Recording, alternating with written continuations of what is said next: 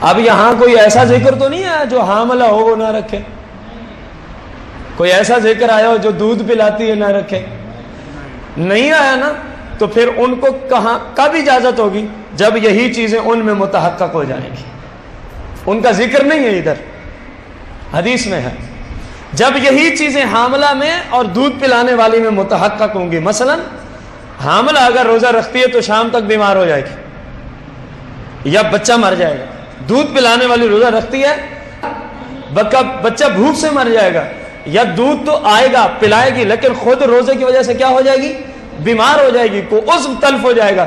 ان حالات کے اندر جیسا کہ ایک قانون قرآن نے بیان کیا، یہ قانون حاملہ کے لیے بھی یہی ہے، دودھ پلانے والے کے لیے بھی یہی ہے، میرے لیے بھی یہی ہے، آپ کے لیے بھی یہی ہے.